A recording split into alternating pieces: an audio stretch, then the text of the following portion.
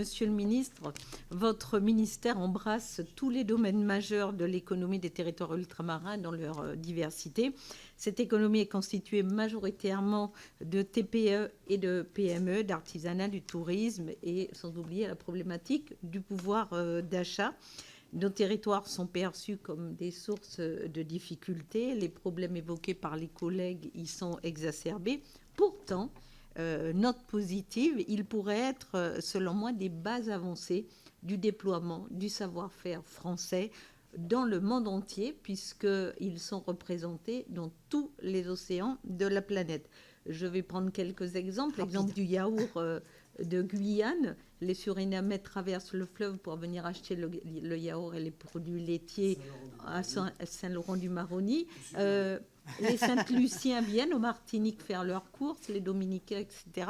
Et à Saint-Barthélemy, nous avons une clientèle américaine qui adore la gastronomie française, la valorisation de la gastronomie française. Donc j'aurais deux questions à vous poser. Premièrement, comment intégrez-vous les territoires ultramarins de votre stratégie de déploiement du savoir-faire français ? Dans les négociations commerciales aussi, vous avez évoqué le problème normatif, les problèmes de relations européennes, mais qui sont exacerbés. Et je terminerai, avez-vous une cellule de spécialistes des Outre-mer au sein de votre ministère pour vous accompagner dans ces questions importantes ?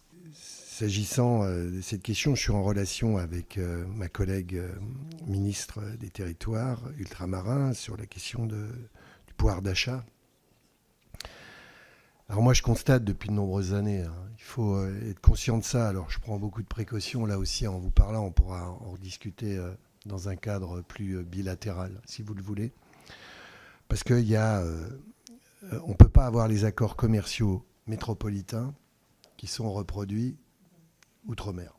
On le pourrait, mais on ne l'a pas. On ne l'a pas parce qu'il y a des accords très anciens sur des agents de marque, des importateurs de marque, dont je tairai les noms, et qui sont en même temps représentants de la grande distribution. Donc ils sont à la fois importateurs, distributeurs, et ils revendent à leurs concurrents. Donc ça pose un problème de déontologie là-dessus. Bon,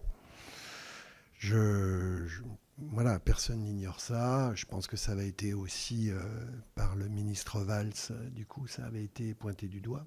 Donc voilà, il faudra regarder ça. Il y a toute une économie, bien sûr, qu'il faut mettre en, comment dirais-je, en gestation, je ne sais pas comment dire, sur la production locale. C'est-à-dire qu'il faut vraiment que les territoires ultramarins, le plus possible, ils aient leur autonomie. Ce qui n'est pas simple, parce que, voilà, moi je me souviens, on avait, à l'époque, quand j'y étais, on avait lancé en Martinique un élevage de poules. Bon, mais il n'a pas été pérenne, par exemple. Bon, mais il faut revenir sur ce sujet-là. Il faudrait aussi favoriser la collaboration. Je pense à la Guyane, notamment, avec le Brésil à côté. Ça me paraîtrait, pour les questions du pouvoir d'achat, on est obligé de passer par la DGAL. C'est quand même dingue. Qu'on soit à Saint-Laurent-du-Maroni, on est de l'autre côté du pont au Brésil, et on ne peut pas prendre les poulets sans qu'ils aient l'imprimature des services vétérinaires de Paris. Alors, non mais là, je me situe au niveau du pouvoir d'achat.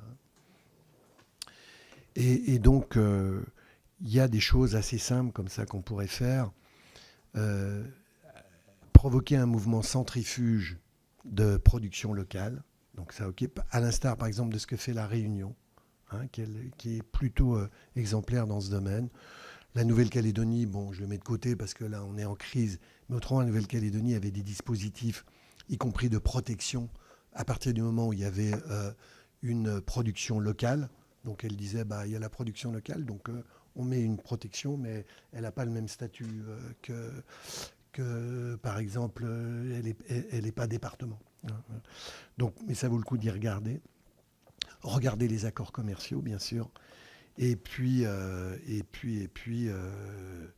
dénoncer ce qui doit l'être.